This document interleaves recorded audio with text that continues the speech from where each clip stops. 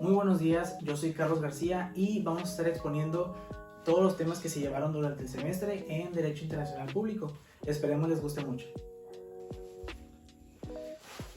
Y bueno, como primer tema tenemos conceptos preliminares, más que nada nos comentan qué es el derecho internacional. El derecho internacional es el conjunto de normas que regulan el comportamiento de los estados. Y dentro de esto podemos encontrar varias teorías que nos dicen cómo trabaja en el derecho internacional junto con el derecho interno. Entre ellas tenemos el dualismo, la cual nos comenta que el derecho internacional trabaja junto al derecho interno como un igual, ninguno es más importante que el otro. Tenemos también el monismo, en el que tenemos dos vertientes. El internista, que nos comenta que el derecho interno es más importante que el internacional, y la rama internacionalista, que nos comenta que es el derecho internacional primero que el interno. También tenemos otra rama que es la de los conciliados, coordinadores, la de los coordinados, que nos explica que ambos son importantes, pero que no debe de haber una jerarquía entre ellos, que trabajan de manera coordinada. Bueno, pasando al artículo 2, que son las fuentes del derecho internacional, podemos destacar las tres más importantes, que son la costumbre internacional, los tratados y los principios generales de derecho.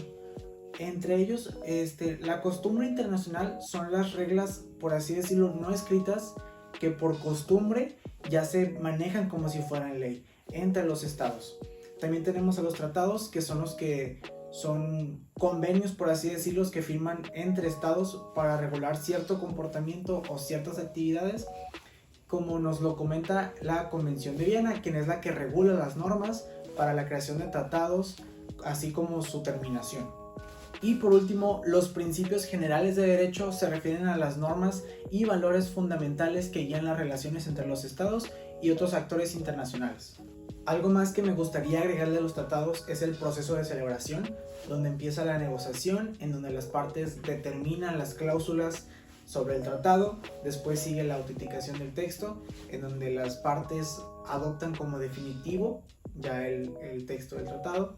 Después sigue la autenticación, en donde ya ambas partes deciden bien las cláusulas, queda todo concordado para ahora sí dar inicio al tratado y dando manifestación de ello, que es cuando ya cumplen con las obligaciones que se generan en este tratado. Así como la terminación de es cuando ya ninguna de las partes está obligada a cumplir con lo que se determinó anteriormente. Seguimos con el capítulo 3, que es la incorporación del derecho internacional público con el derecho interno mexicano. Las relaciones del derecho internacional con el interno se encuentran sometidas a una fuerte revisión, con la necesidad de adoptar el derecho interno a las nuevas exigencias que plantean las organizaciones internacionales. La regulación de las relaciones entre el derecho interno y el derecho internacional parten de las constituciones de los estados o cualquiera que sea su sistema político o supuestos filosóficos. Después seguimos con el procedimiento de vinculación entre los ordenamientos internos y el derecho internacional. Es necesario que el derecho interno incorpore el derecho internacional mediante un mandato constitucional que determine qué normas se integran al ordenamiento nacional. En Latinoamérica podemos observar dos sistemas, el de incorporación y el de remisión. Procedimientos de incorporación. Los países de Iberoamérica sujetan la aplicación en el ámbito interno al cumplimiento de distintos requisitos que varían de un estado a otro. Dichos requisitos pueden consistir en una declaración previa de constitucionalidad, en su conformidad con la Constitución, en una aprobación simple o calificada según la materia por un órgano parlamentario, la celebración por el Poder Ejecutivo o por un órgano parlamentario o en una combinación de los mismos. En el caso de México, la incorporación de los tratados requiere que estén de acuerdo con la Constitución y que lo celebre el presidente de la República con la aprobación del Senado. Y por último tenemos el procedimiento de remisión. Es una técnica utilizada en materias como fronteras, marítimas, espacio aéreo y la incorporación de los principios del derecho internacional. La remisión a los principios del derecho internacional es una remisión en blanco a normas consuetudinarias y al incorporarlas las ubica en el mismo rango jerárquico de la norma constitucional que remite. Pasando al tema 4, que son los sujetos del derecho internacional público, ya se sabe que pues lo principal como sujeto del derecho internacional son los estados. ¿Qué es un estado? ¿De qué se compone? Se compone principalmente del territorio, población y gobierno. Además de esto, también se conoce a las personas físicas como sujetos del derecho, tenemos a los sujetos atípicos y también tenemos a más instituciones que como tal, sin formar parte de lo que es un estado como tal, se consideran parte del derecho internacional público. Así como además tenemos más sujetos del derecho que pueden ser reconocidos, como es la Santa Sede, que es una entidad soberana reconocida internacionalmente con capacidad para entablar relaciones diplomáticas y firmar tratados con otros estados, aunque no debe confundirse con el Estado de la Ciudad del Vaticano, que es el territorio físico y político.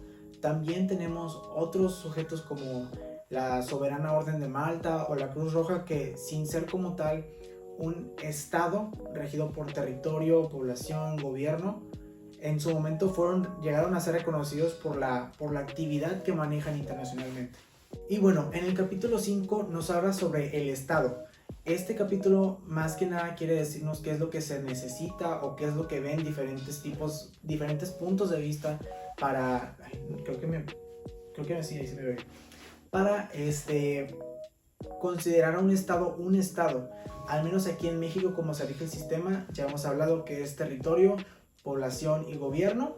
Así es como se rige la mayoría de territorios, pero hay la mayoría de estados, pero hay varias doctrinas, hay diferentes escritores, gente que piensa diferente, y la que más me llamó la atención fue la doctrina de Jefferson, donde explica que cualquier estado que se rija en la forma que le plazca y pueda cambiar de forma a su propia voluntad y puede llevar negocios con naciones extranjeras a través de cualquier órgano que estime adecuado, sea monarca, convención, asamblea, presidente o cualquier cosa que escoja.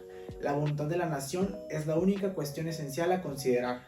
Esto es lo que él considera para poder ser un estado, que sea un ente independiente, que se pueda manejar de forma independiente sin tener que tomar en cuenta a otro estado para que lo maneje.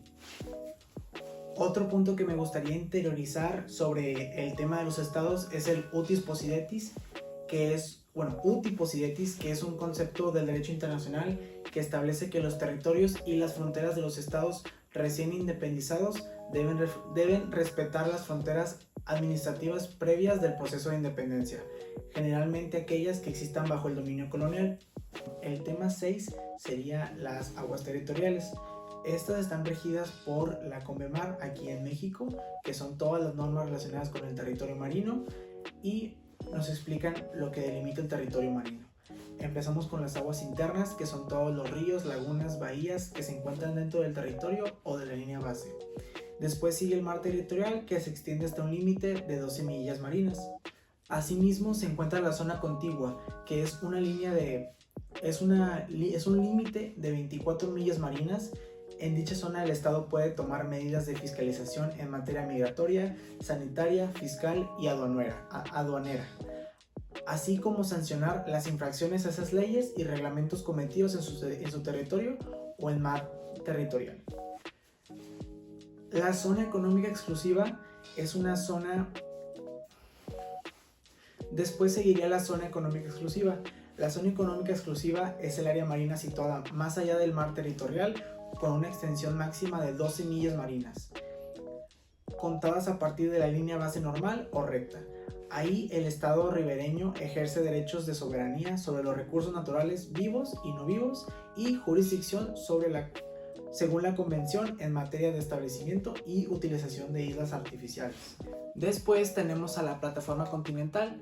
Las investigaciones geológicas y oceanográficas demuestran que los continentes se asientan en una especie de meseta o pedestal sumergido que se extiende más allá de las aguas territoriales hacia la alta mar, bajando suavemente hasta una línea a partir de la cual se desciende de manera súbita a las zonas mayormente profundas. Después tendríamos a alta mar, que es un principio de gran arraigo en el derecho internacional consuetudinario, el de la libertad de alta mar, en el cual se recoge el artículo 87 y 89 de la Conmemar. La libertad de alta mar se ejerce en las condiciones fijadas por esta convención y por las otras normas de derecho internacional. Comprende para los estados ribereños y los estados sin litoral la libertad de navegación, libertad sobre subsuelo, libertad de tendido de cables y de tuberías, etc. El capítulo 7 es el espacio ultraterrestre, que aquí más que nada lo que queremos hablar es buscar delimitar qué es el espacio ultraterrestre. Este es el límite entre el espacio aéreo y el espacio ultraterrestre, sería aquel en el cual ya no existe atmósfera desde el punto de vista científico. La dificultad práctica que implica esta teoría es la imposibilidad de precisar las fronteras de la atmósfera, ya que esta no es uniforme, sino comprende de diversas capas. El régimen del espacio ultraterrestre fue establecido por la Declaración de los Principios Jurídicos que deben regir las actividades de los estados en la exploración y utilización del espacio ultraterrestre. Esta resolución fue en 1962 de la Asamblea General de las Naciones Unidas. En ella se dispone: el espacio ultraterrestre y los cuerpos celestes podrán ser libremente explorados y utilizados por todos los estados en condiciones de igualdad y en conformidad con el derecho internacional. Y ya por último me gustaría dejar en claro cuáles son los 3 aspectos de especial interés en cuanto a la utilización del espacio terrestre, que son la desmilitarización, la teleobservación terrestre y las transmisiones directas por televisión.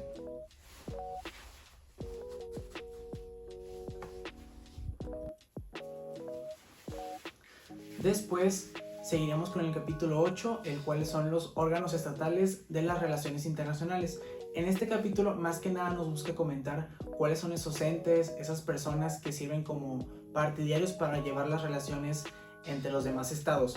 Podemos empezar por el jefe de estado, que es la persona que ejerce la máxima autoridad dentro de un país y representa a la nación tanto a nivel nacional como internacional. Después seguiría el ministro de Relaciones Exteriores, que en el caso de México es Juan Ramón de la Fuente, que es el jefe de la rama administrativa que dirige la política exterior bajo la autoridad del jefe de Estado. Es normal que el derecho interno le conceda competencia para hacer declaraciones de voluntad en nombre del Estado en el campo de relaciones internacionales. Después seguiría a hablar de los agentes diplomáticos. Los agentes diplomáticos son agentes que un estado envía a otro para participar en las relaciones entre ambos. Las funciones de la misión diplomática son representar al estado acreditante ante el estado receptor, proteger en este último los intereses del estado acreditante y los de sus nacionales dentro del límite permitido por el derecho internacional. Así como por último me gustaría agregar a los agentes consulares, los cuales son agentes oficiales que un estado establece en ciudades de otros estados con el fin de proteger sus intereses y los de sus nacionales. Después seguiría a hablar de los agentes diplomáticos. Los agentes diplomáticos son agentes que un estado envía a otro para participar en las relaciones entre ambos. Las funciones de la misión diplomática son representar al estado acreditante ante el estado receptor, proteger en este último los intereses del estado acreditante y los de sus nacionales dentro del límite permitido por el derecho internacional. Así como por último me gustaría agregar a los agentes consulares, los cuales son agentes oficiales que un estado establece en ciudades de otros estados con el fin de proteger sus intereses y los de sus nacionales. Ya entrando en el tema 9, hablaríamos sobre la responsabilidad internacional de los estados. ¿Qué es la responsabilidad internacional? Se refiere a la obligación de los estados de cumplir con las normas y principios del derecho internacional.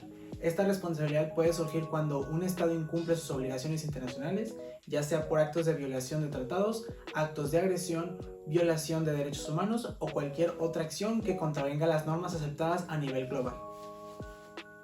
Como ya se mencionó, la responsabilidad se origina por parte de actos o omisiones atribuidas al Estado. El proyecto considera como hechos del Estado las siguientes: el comportamiento de cualquiera de sus órganos, bien sea poder constituyente, legislativo, judicial o cualquier otro órgano en el marco de la estructura orgánica del Estado. La violación internacional. En el artículo 12 del proyecto señala que hay violación de una obligación internacional por un Estado cuando un hecho de ese Estado no está en conformidad con lo que le exige sea obligación. con lo que le exige esa obligación, sea cual fuera el origen o la naturaleza de esa obligación. Es importante aclarar que la comisión de dichas circunstancias excluye la ilicitud del hecho que se trate. Cuando se presentan cualquiera de las circunstancias mencionadas, el Estado no tiene que observar la obligación internacional que en situación normal debería respetar. En estos supuestos no se da el elemento objetivo y, por trato, no cabe hablar de responsabilidad internacional. Estos son el consentimiento, legítima defensa, las contramedidas, la fuerza mayor y el caso fortuito y el estado de necesidad. Ya por último quisiera hablar sobre las modalidades de la reparación por la violación de una obligación internacional. Es cuando un Estado cumple con la responsabilidad que le incumbe por violar una obligación internacional reparando el daño causado. Reparación es un término genérico que permite describir los diferentes métodos con que cuenta un Estado para cumplir o liberarse de responsabilidades internacionales. Entre ellas tenemos la restitución, la indemnización y la satisfacción. El siguiente tema serían los medios pacíficos de la solución de los conflictos internacionales.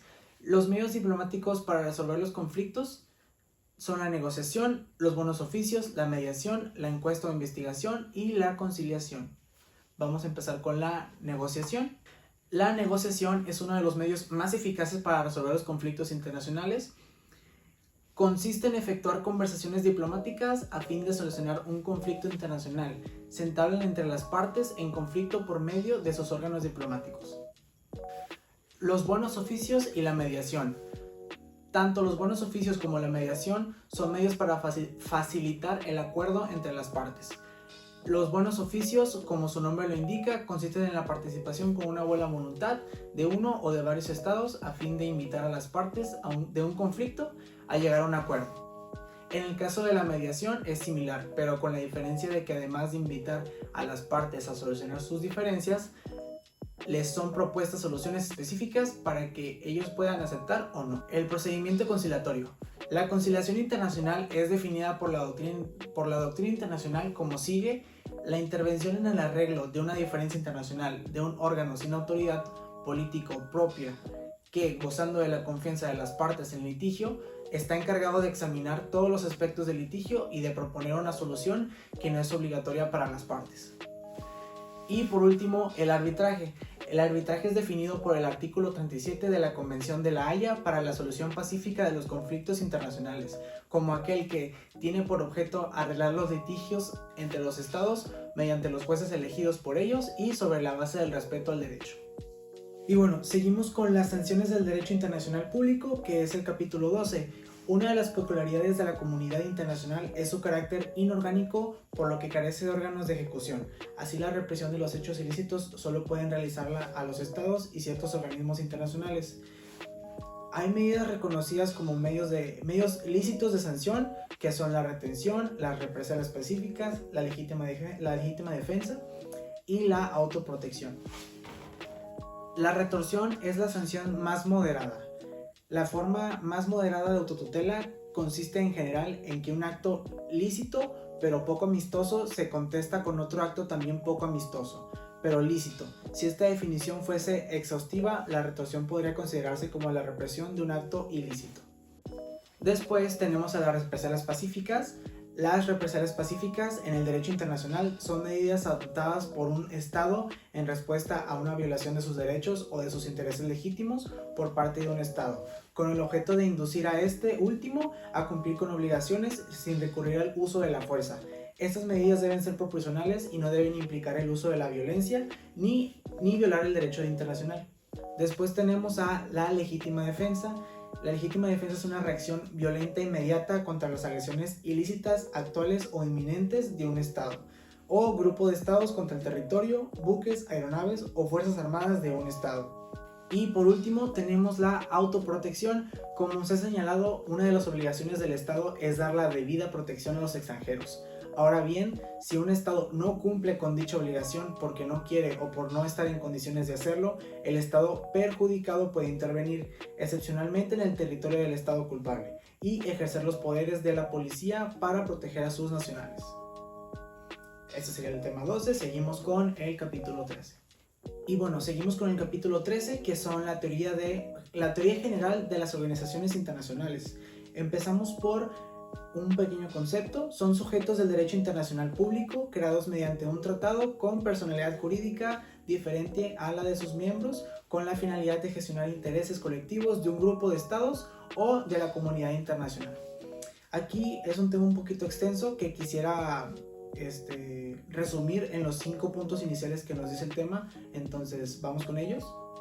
Las organizaciones internacionales se crean mediante un tratado, estatuto o carta en el cual suele determinarse su organización, composición y finalidades.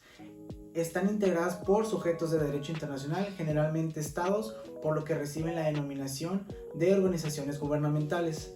En el punto 3 podemos ver que gozan de personalidad jurídica propia, por tanto son titulares de derecho y obligaciones internacionales. En el punto número 4 podemos ver que están dotados de órganos permanentes que son distintos e independientes de los miembros de la organización. Y por último, los órganos de cada organización cumplen con los objetivos de la organización y ellos se forman la voluntad objetiva y colectiva de la propia organización, que jurídicamente es distinta de los demás miembros. ¿Qué quiere decir? Que a pesar de que sea una sola organización, cada una tiene un órgano que hace cada función y que también piensa por sí solo, que no solamente es un ente que actúa por sí mismo, sino que son varias intersecciones dentro de él que hacen que opere.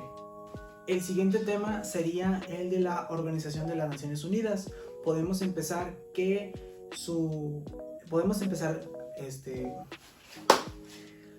El siguiente tema sería la Organización de las Naciones Unidas. Podemos empezar con que su antecedente fue la Sociedad de Naciones, la cual no duró por mucho tiempo debido a que ningún estado estaba verdaderamente comprometido con ella. Después, en 1945, después de la Segunda Guerra Mundial, el 26 de junio del 45, se firma la Carta de las Naciones Unidas y entra en vigor el 24 de octubre del mismo año. Esta se compone por 6 órganos, que es la Asamblea General, el Consejo de Seguridad, la Secretaría, el Consejo Económico y Social, la Corte Internacional de Justicia y el Consejo de Administración Fiduciaria. Los principales miembros de la ONU son Estados Unidos, Reino Unido, Rusia, China y Francia. Primordialmente quisiera resaltar los principios de igualdad que tienen todos los estados que están dentro de la ONU, debido a que para mí es lo más importante. Se supone que es la organización que cuida de todo el mundo, de todos los estados, y creo que tienen que tener todos, o bueno, al menos se rigen por ciertos reglamentos, lineamientos que hacen que, aunque unos tengan más jerarquía que otros, sigue habiendo una comunidad entre ellos. Los principios son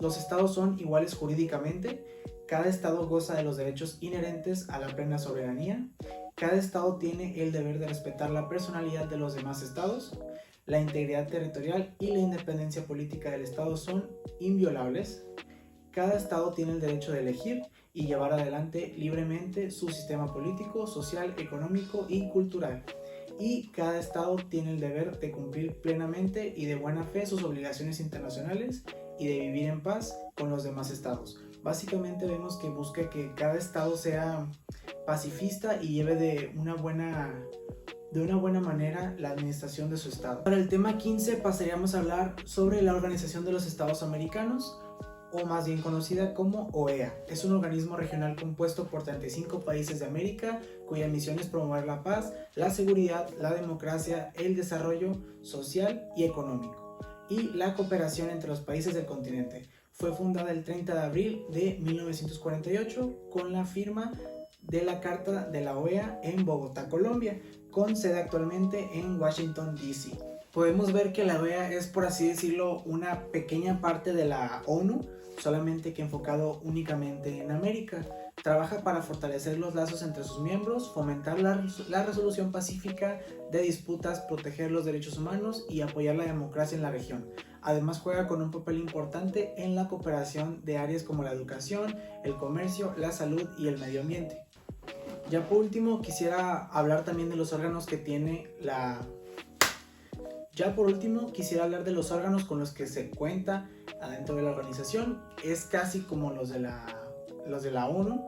Serían la Asamblea General, la reunión de consulta de ministros de Relaciones Exteriores, que son los consejos permanentes, y el Consejo Interamericano para el Desarrollo Integral, así como el Comité Jurídico Interamericano, la Comisión Interamericana de Derechos Humanos, la Secretaría General, las conferencias especializadas y los organismos especializados. El siguiente capítulo sería sobre la Unión Europea. Primero vamos a dar una pequeña introducción sobre lo que es. Es una organización política y económica única en el mundo, compuesta ahora en día por 27 países que han dedicado a compartir su soberanía en ciertos ámbitos para fomentar la paz, la estabilidad y el bienestar de sus ciudadanos. Su objetivo es crear un mercado único sin barreras comerciales, promover la cooperación política y asegurar la defensa y el desarrollo sostenible en Europa. Ya ahorita vamos a hablar un poquito más de la historia sobre cómo se originó, cómo se creó. La Unión Europea tiene sus raíces en la Comunidad Europea del Carbón y del Acero, creada en 1951 por 6 países fundadores: Alemania, Francia, Italia, Bélgica, Países Bajos y Luxemburgo. La CECA fue establecida con el objetivo de asegurar una paz duradera en Europa después de la Segunda Guerra Mundial, promoviendo la cooperación económica y la integración de sectores clave como el carbón y el acero. En 1957, estos mismos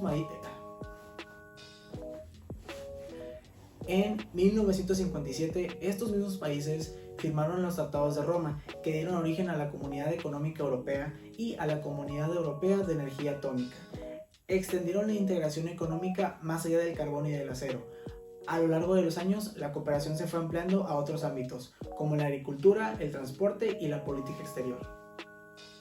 Ya en 1933, el Tratado de Maastricht transformó oficialmente la Unión Europea, uniendo no solo aspectos económicos, sino también políticos, sociales y de justicia. La Unión Europea continuó expandiéndose con la adhesión de nuevos países y la creación de nuevas políticas comunes. En 2009, el Tratado de Lisboa reformó las instituciones de la Unión Europea y consolidó su estructura jurídica y cooperativa.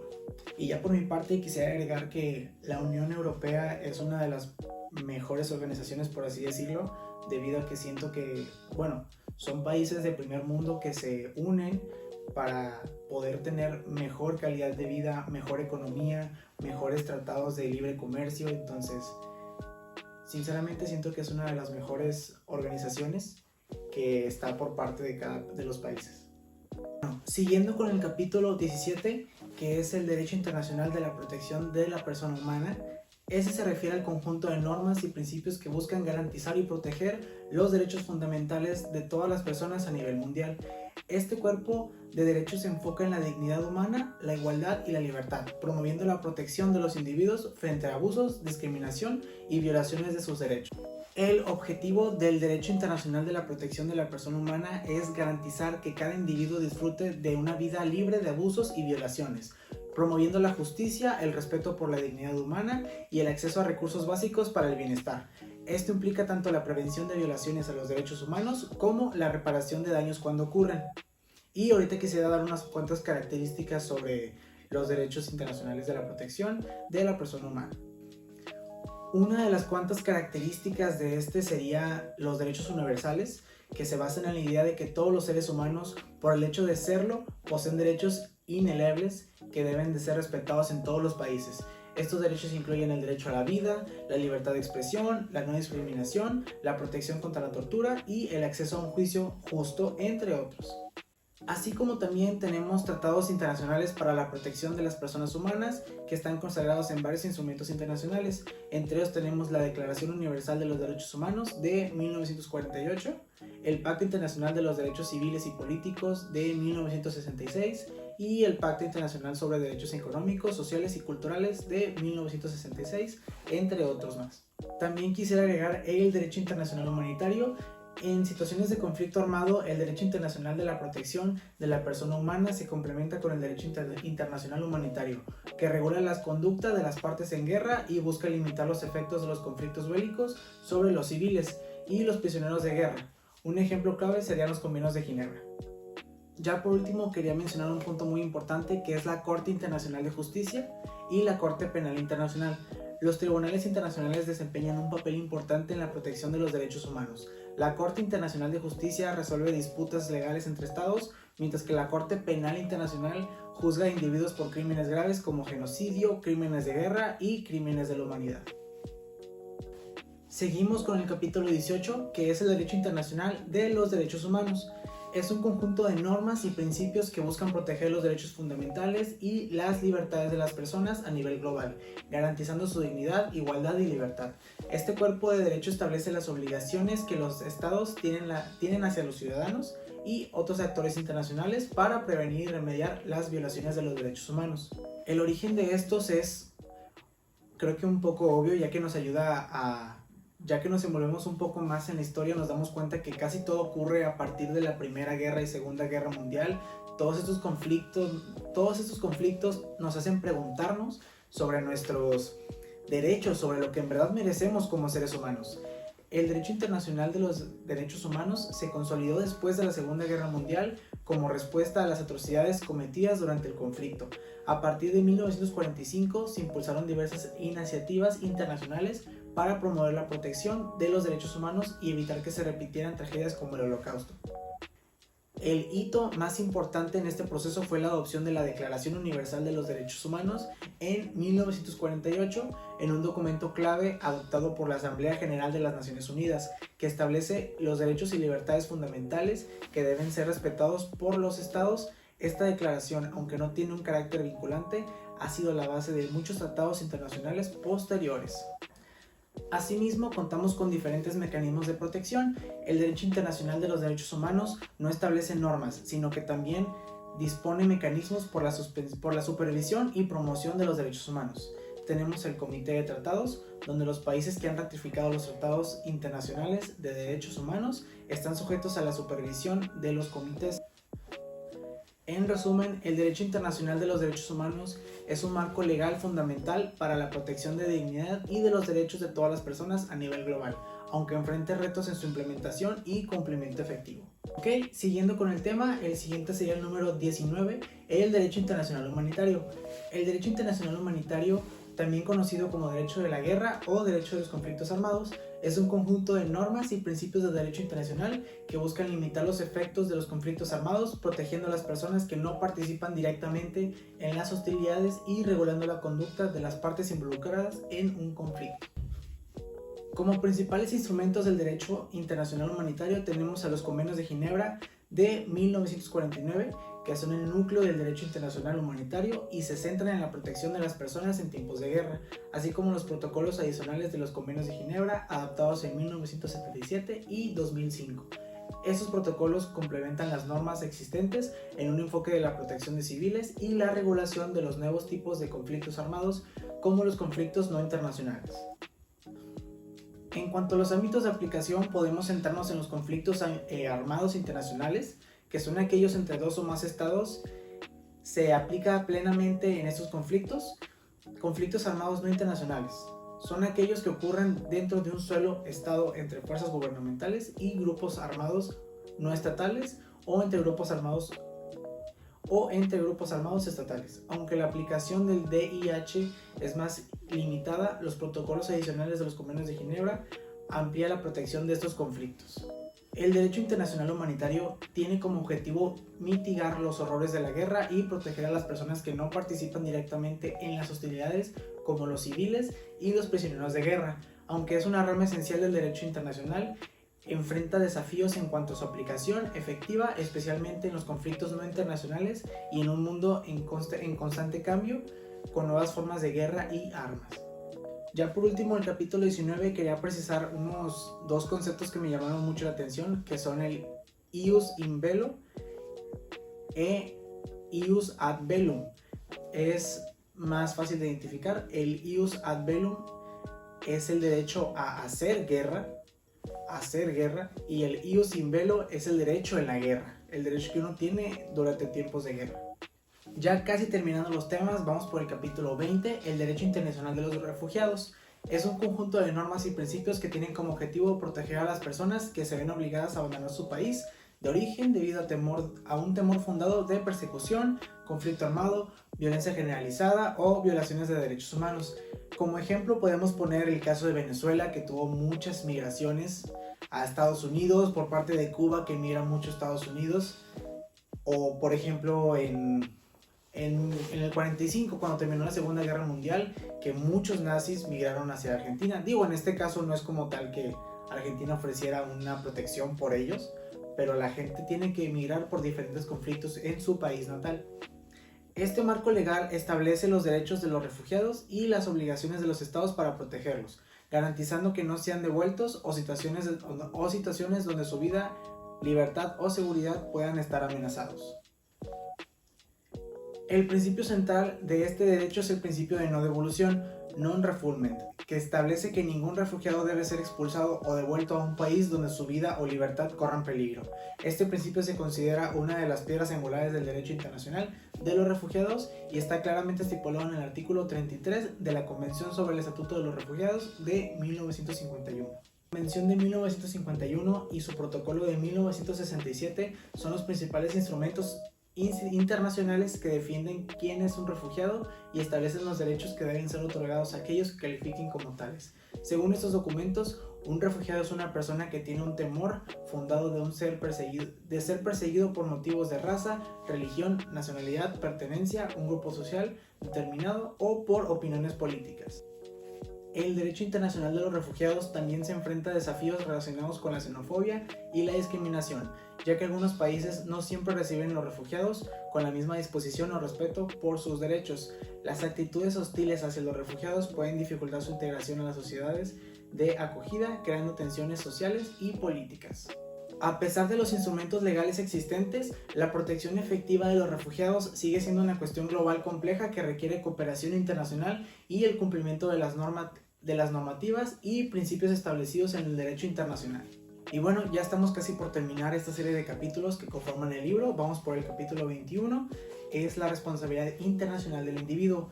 Este hace referencia a la capacidad de una persona como actor autónomo de ser considerado responsable ante el derecho internacional por la comisión de actos que violen las normas internacionales. Tradicionalmente, el derecho internacional ha centrado su atención a la responsabilidad de los estados, pero con el tiempo se ha ido reconociendo al individuo que también puede ser responsable de crímenes graves, como lo pueden ser crímenes de guerra, el genocidio o los crímenes de lesa humanidad. Esta evolución hacia la responsabilidad penal individual se consolidó tras la Segunda Guerra Mundial con la creación de tribunales internacionales como el Tribunal de Nuremberg de 1945 a 1946, que procesó a los líderes del régimen nazi por sus crímenes. En ese tribunal se estableció el principio de que los individuos pueden ser responsables por crímenes internacionales independientemente de su cargo o estatus de un estado.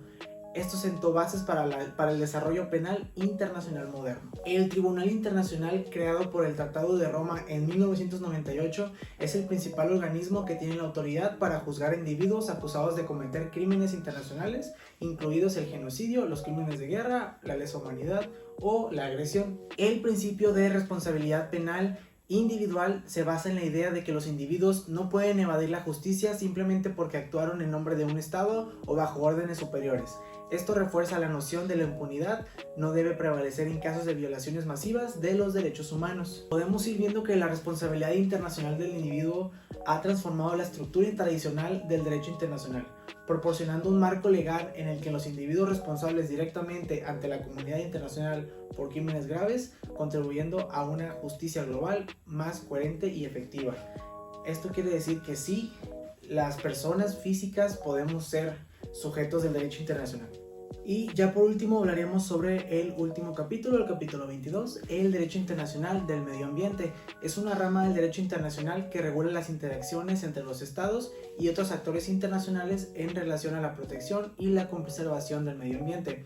Su objetivo es abordar los problemas ambientales globales y promover la cooperación internacional para prevenir la degradación del medio ambiente y garantizar un desarrollo sostenible.